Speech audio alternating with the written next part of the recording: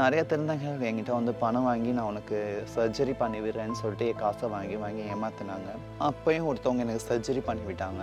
அவங்க என்னை ரொம்ப கொடுமைப்படுத்தினாங்க. சர்ஜரி பண்ணி அந்த டேட்லேயே என்னை ரொம்ப ஒரு 5 நாள் கூட இருக்காது, எனக்கு தையல் கூட பிரிக்கல. சர்ஜரி பண்ணும்போது சுடுதண்ணி வந்து கொதிக்க வச்சு ஊற்றுவாங்க அந்த இடத்துல. நான் என்னால் அதை தாங்க முடியல. என்னால் முடியல, விட்டுருங்கன்னு சொல்லிட்டு நான் என்ன செஞ்சேன், நான் செத்துருப்பேன். அந்த நேரத்தில் வந்து என்னை ஆப்ரேஷன் பண்ண இடத்துல சுடுதண்ணி எல்லாம் ஊற்றி என்னை அடித்து கொடுமைப்படுத்தி நான் ஸ்டேஜில் இருந்தேன்.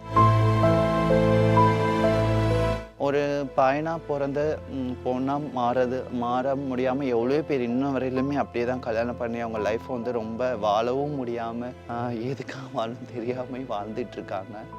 ப்ளீஸ் தயவு செஞ்சு நீங்களும் புரிஞ்சுக்கோங்க. உங்களோட பிள்ளைங்க தான் உங்கள் வயத்தில் தான் பிறந்து வளர்ந்தோம். ஒரு பொண்ணு கூட அவ்வளோ கஷ்டங்கள் கொடுமைகள் வெளியே நடக்காது. ஆனால் டிரான்ஸ்ஜெண்டர் தானே,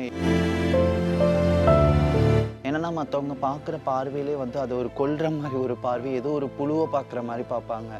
நான் ஒன்றும் அவ்வளோ குப்பை அசிங்கம்லாம் கிடையாது, என்னை எப்படி பார்க்குறாங்க அப்படின்னு யோசிப்பேன். ஸ்டேஜ் வந்து ஃபஸ்ட்டு ஸ்டேஜ் வந்து போக சொல்லும்போது நல்லா தான் நான் ஒர்க் பண்ணேன். அங்கே வந்து பசங்க பொண்ணுங்க மட்டும்தான், டிரான்ஸ்ஜெண்டருங்கிற ஒரு கேட்டகரியே கிடையாது. என்னை வந்து அந்த பொண்ணுங்களோட தான் ஜாயின் பண்ணி விட்டாங்க. எனக்கு அது கொஞ்சம் கஷ்டமாக இருந்துச்சு. என்னென்னா பொண்ணுங்க எப்படி வின் பண்ணிடுவாங்க, நான் ஒரு டிரான்ஸ்ஜெண்டர் எப்படி வின் பண்ணுவேன் அப்படிங்கிற ஒரு பயம் எனக்கு இருந்துச்சு. அதே தான் நடந்துச்சு அந்த ஸ்டேஜ்லையுமே. நான் ஸ்டேஜில் போய் பொண்ணுங்க கூட வாக் பண்ணும்போது கீழே இருந்து என்னோட கொரியோகிராஃபர் மைக்கை தூக்கி அடித்தாங்க.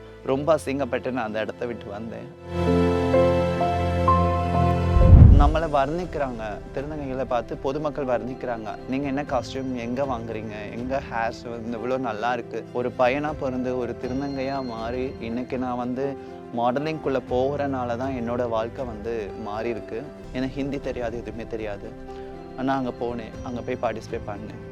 தேடா தமிழ்நாட்டுக்காக நான் வின் பண்ணி கொடுத்தேன். ஃபஸ்ட் டைம் வின் பண்ணி கொடுத்தேன்.